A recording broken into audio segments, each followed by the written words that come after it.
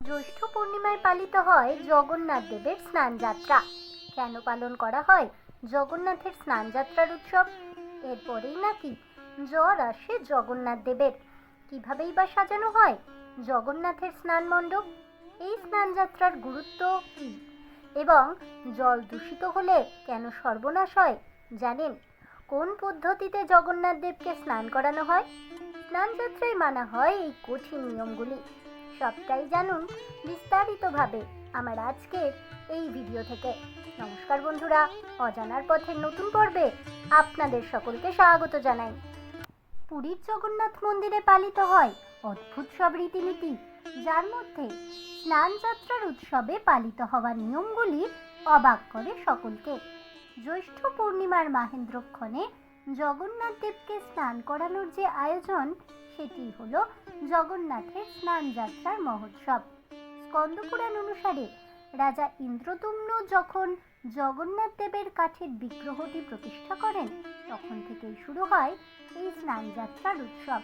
অর্থাৎ এই দিনটিকে জগন্নাথ দেবের আবির্ভাবের তিথি বা জন্মদিন হিসাবেও পালন করা হয় সমগ্র পুরী ধামে। স্নানযাত্রার ঠিক আগের দিন পুরীর মন্দিরের গর্ভগৃহ থেকে জগন্নাথ, বলরাম এবং সুভদ্রার বিগ্রহ তুলে নিয়ে আসা হয় এবং বিশেষভাবে তৈরি করা স্নান বেদিতে নিয়ে এসে বসানো হয়। পুরীর মন্দির প্রাঙ্গণে বিশেষভাবে তৈরি করা এই স্নান মণ্ডপকে বলা হয় স্নানের মণ্ডপ। নানা রকমের ফুল ও ছবি দিয়ে সাজানো হয় এটিকে। এরপর আসে স্নানযাত্রার সেই পূর্ণ দিন। এদিন মন্দিরের দেবতা বিগ্রহদের স্নানের জন্য জল সংগ্রহ করেন পুরোহিতগণ। শুধুমাত্র জগন্নাথ দেবকে স্নান করানোর জন্য পুরীতে রয়েছে সোনা কুয়া নামের এক বিশেষ ধরনের কুয়ো। জনশ্রুতিতে শোনা যায় এই কুয়োতে নাকি কখনোই সূর্যের আলো পড়েনি। এই কুয়ো থেকেই স্নানযাত্রার জল আনেন পুরোহিতরা।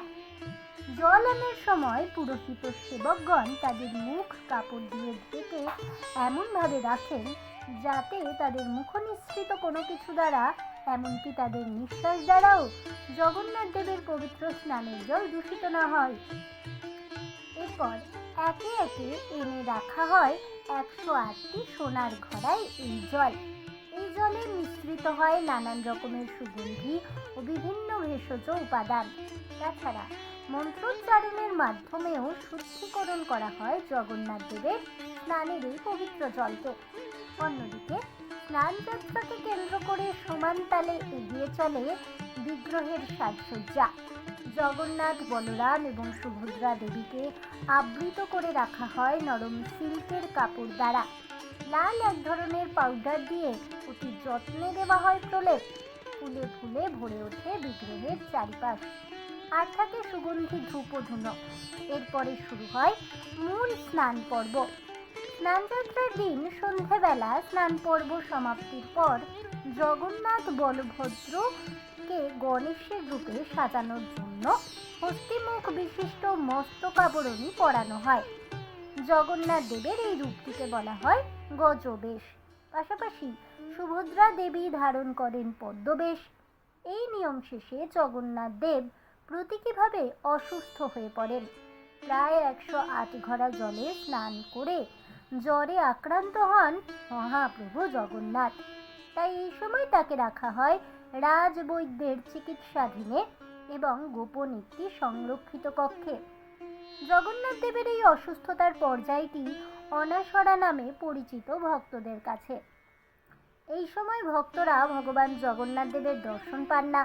বিগ্রহের পরিবর্তে মূল মন্দিরে রাখা হয় 3টি পটচিত্র। কথিত আছে রাজবৈদ্যের আয়ুর্বেদিক পাচন খেয়ে এক পক্ষকাল তথা 15 দিনের মধ্যেই সুস্থ হয়ে ওঠেন জগন্নাথ দেব। তারপর 16তম দিনে দাদা বলরাম বোন সুভদ্রাকে সঙ্গে নিয়ে রথে চড়ে চলে যান মাসির বাড়ি তথা গুন্ডিচা মন্দিরে। আর এই মাসির বাড়ি যাওয়াটাকেই বলা হয় রথযাত্রা। আজ এ পর্যন্তই। তাহলে বন্ধুরা, আমার আজকের এই ভিডিওটি শুনে কেমন লাগলো অবশ্যই আমাকে কমেন্টে জানাবেন। ভিডিওটি ভালো লেগে থাকলে লাইক, শেয়ার করতে ভুলবেন না।